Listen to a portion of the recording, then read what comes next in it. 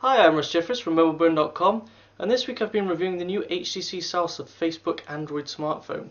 This is the first Facebook device from HTC, and as you can see at the bottom here, it's got a little Facebook key specifically for updating your Facebook status and writing to your wall. It's also got a 5 megapixel camera around the back, a 3.4-inch HVGA touchscreen up front, and an 800 megahertz processor inside. The battery capacity is 1520 milliamp hours, so you can maybe get about 2 days use out of it, and it's a pretty nice looking handset, as you can see, with this sort of purple colour scheme. Keep watching for our full review.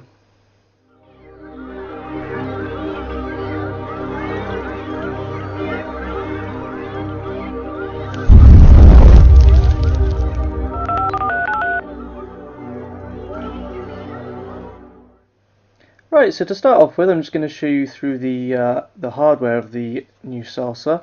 You can see it's got sort of this aluminium unibody that we're quite used to seeing from HTC now. Gives their devices a nice premium high-end feel, although it's sort of a low to mid-range handset.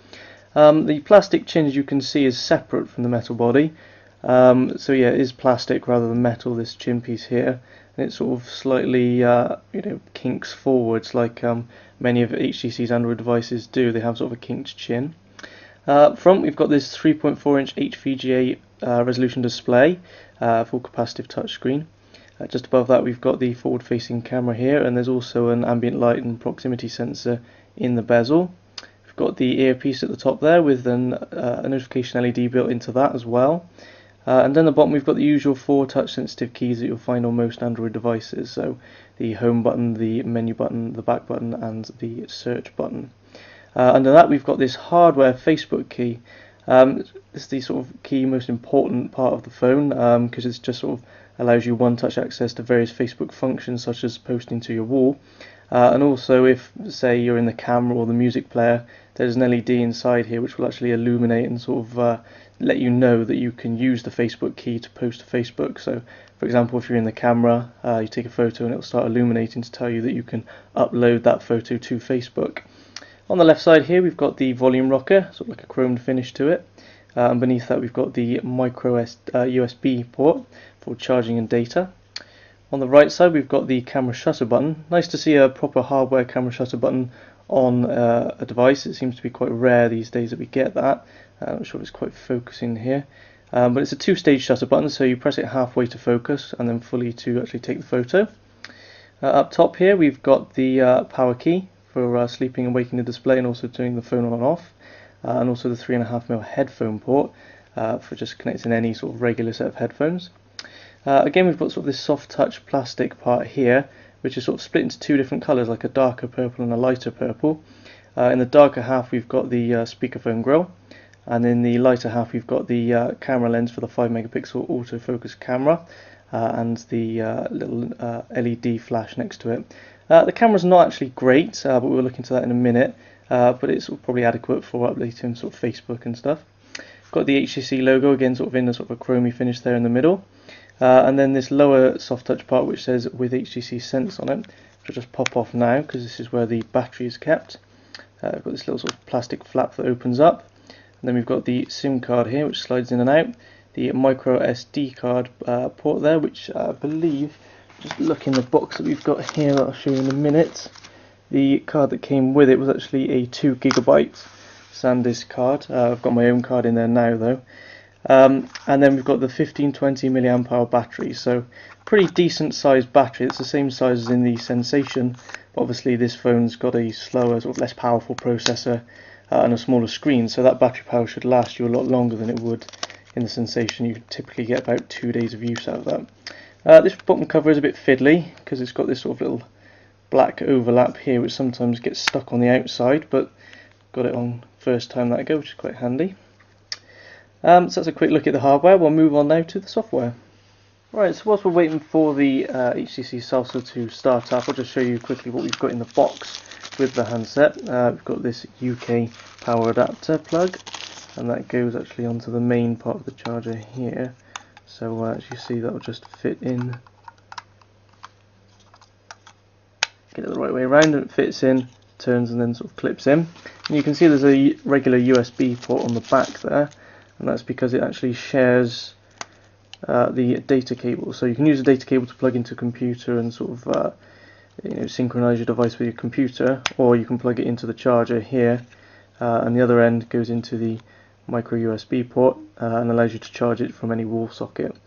So obviously this is a UK device and it's a UK plug, but I guess they just sort of package a different end depending on the region that the device is sold in. Otherwise, as I say, there's just the 2 GB micro SD card that I mentioned earlier, and no headphones in with the Salsa.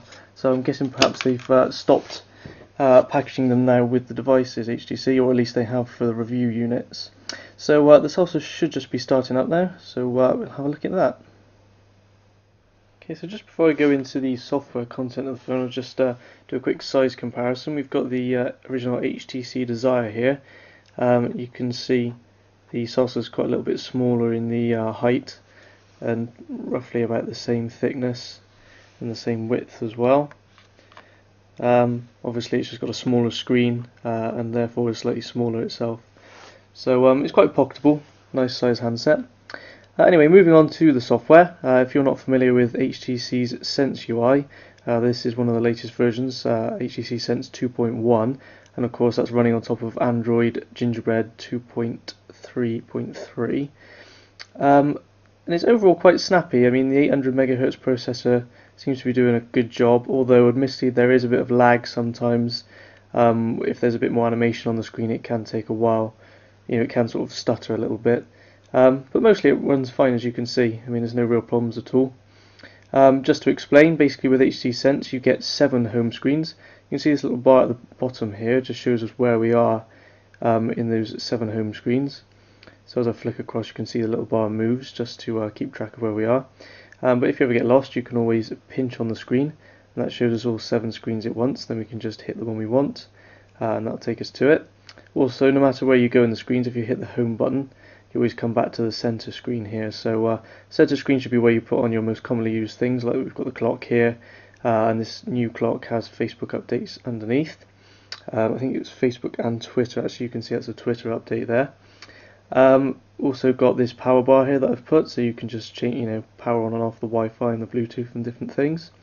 And then down the bottom here we've got some app shortcuts. You can see you can just set shortcuts to various different apps, and all this is user configurable, so any of these widgets can be changed by the user to whatever they like using this customized key down here, which we'll mention in a minute. You get things like the weather, and all these widgets as well are interactive. So for example on the weather, I can just flick up and we can get various different preset destinations and get the full 5-day forecast for those. We've also got email inbox, which again you can scroll the email inbox. We can tap at the top here to open the inbox, or we can just tap on a message to open a specific message. We've got things like FriendStream here, again that's scrollable, and we can just tap on the text box there to make a new update to both Twitter and Facebook if we're logged in, or we can just hit this key up here just to open the actual FriendStream app. Also got things like, so we've got people here, so I can quickly dial any of my favourite contacts just by hitting their profile picture. And we've got Facebook chat widget, and this is quite a nice widget for this Facebook specific phone, because obviously it allows you to instantly see who's online, who of your friends is on Facebook, and quickly tap to start chatting with them. I've also got a music player widget here just to sort of show you the kind of thing we can play the music directly from the widget and skip forwards and backwards and get the album art shown there as well, which is quite nice. Moving back to the main home screen here, we've got the menu key here, and this basically gives us the main apps list of all the apps we've got. And you can see it scrolls a whole page at a time, so you don't end up seeing the same apps twice, which is quite nice and found on most of the recent HTC Android smartphones. You can also sort your apps so you can view all apps. Oops, I think I've held that down a bit long. Let's go back. You can view all apps, frequently used apps, and also downloaded apps, and just literally slide across the bottom there to pick how you want to view them. And on the preset on the phone, preloaded, we've got things like Adobe Reader, usual calculator and calendar, HTC Hub, we've got the Facebook chat and Facebook widgets, FM radio, Gmail, we've got the usual Google Maps with the navigation package as well, so you can get proper turn-by-turn navigation just like a sat-nav on this phone, and that's all free. Also things obviously like the web browser, we've got the mirror which uses the forward-facing camera to show you an image of yourself, and things like places, stocks, voice recorder and voice search. And then we've got things like the Wi-Fi hotspot that basically turns the handset into a Wi-Fi hotspot, so that things like a tablet computer or a laptop can then use the phone's internet connection when you're out and about, which is very, very handy. Also got a YouTube player there as well. Back to the main screen, you can see the next button along in the middle is the phone button, and that basically just gives us a full dial pad, so we can just dial a number or do a quick search. So we could just tap in, for example, mum, you could do 686 and it would sort of bring up contact under mum, or just basically enter a friend's name using the dial pad as you would on a an older handset with a proper dial pad. So it's quite a good smart search feature. And then the last button here, as I mentioned earlier, is the customize button, and you can see, or personalize as HTC have called it. It basically just lets you personalize various different things about the phone, like the ringer. You create folders and things and put them on the desktop, and change the widgets and applications you've got on the desktop. And there's also things like changing the wallpaper, the background, and also things like skins. So just go into skins, I can show you. There's only one other one preloaded, so we'll just go for that one. Basically what this does is just sort of change the whole sort of theme of the phone, the whole look. So you can see it straight away, put a new background on, and also we've got sort of changed bits and pieces. You can see the bottom bar here has got these sort of rounded edges and looks slightly different to before, and in the menu we've got sort of like a blue box around whatever option we've selected. So that's pretty neat as well. It just sort of makes it again slightly more customizable for the user.